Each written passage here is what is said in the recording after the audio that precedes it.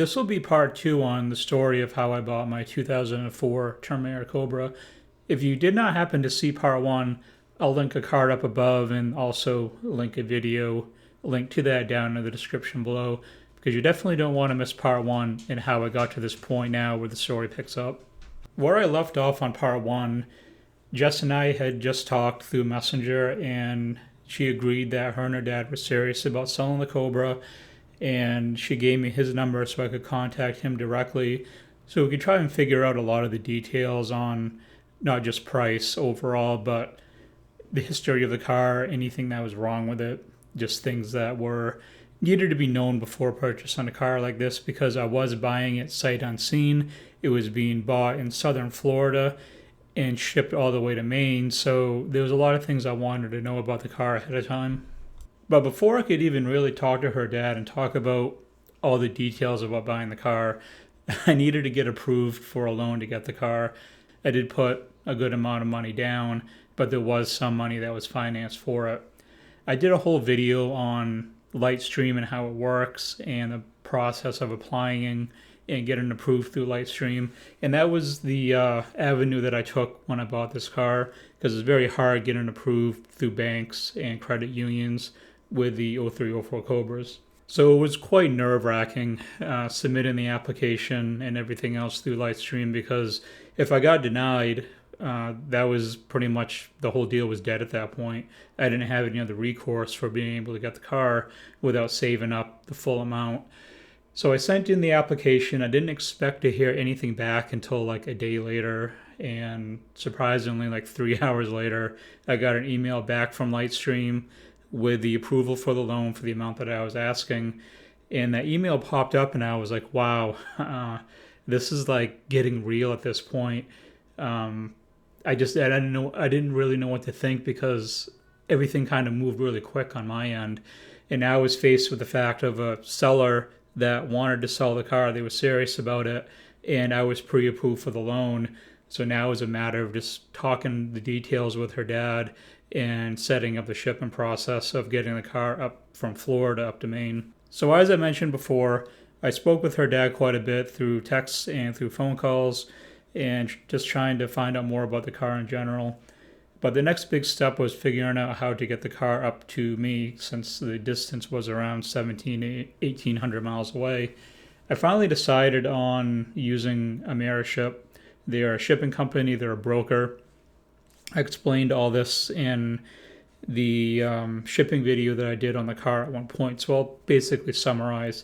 A broker is a company that puts jobs out on what they call the board, and independent truckers can pull jobs from wherever they are in the country. If, like the guy that took my Cobra was in Florida at the time, he was coming back to Maine, so he pulled to take that job.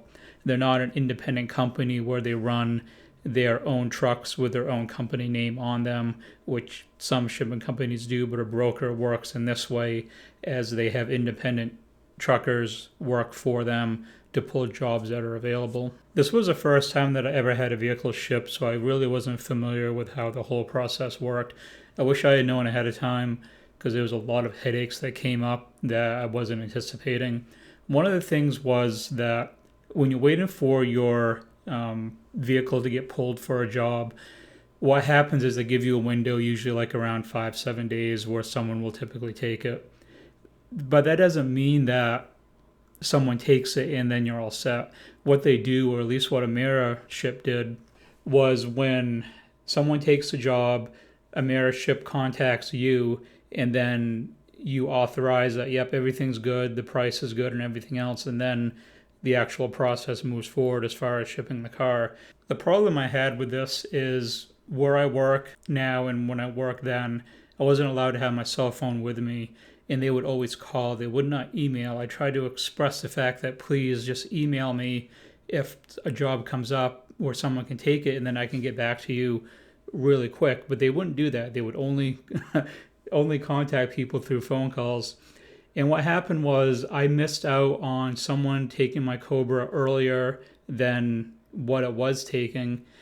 And this was in an enclosed trailer at a cheaper price than what I ended up paying.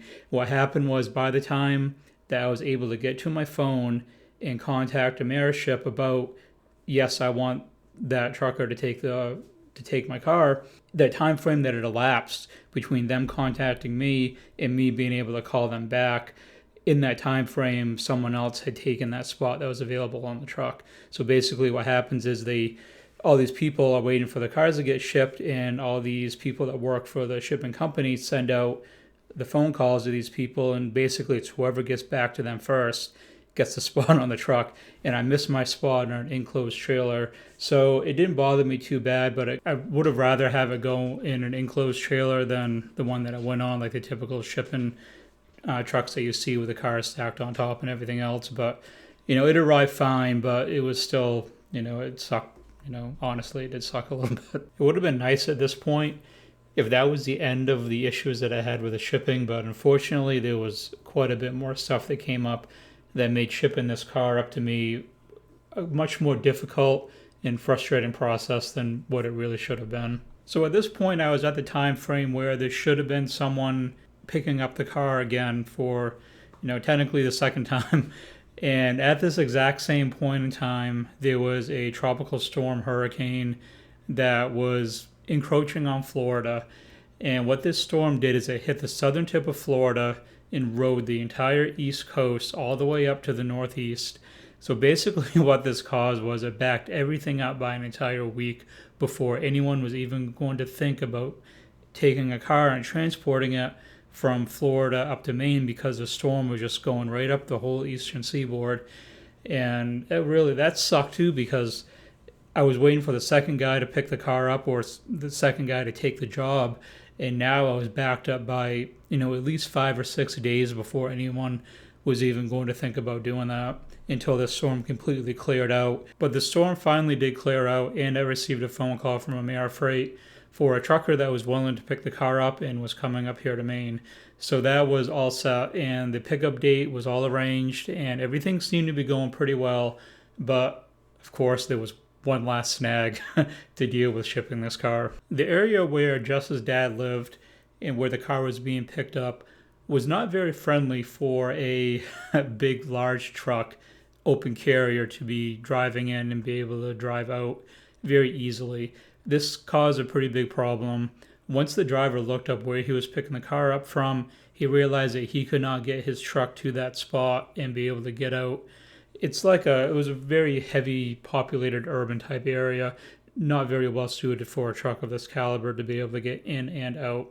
So what happened was he had to arrange another pickup spot with Jess's dad, and this is where things kind of went bad not really bad between me and him, but something unexpected, where he had to get the car taken to this meetup spot where the trucker could pick it up.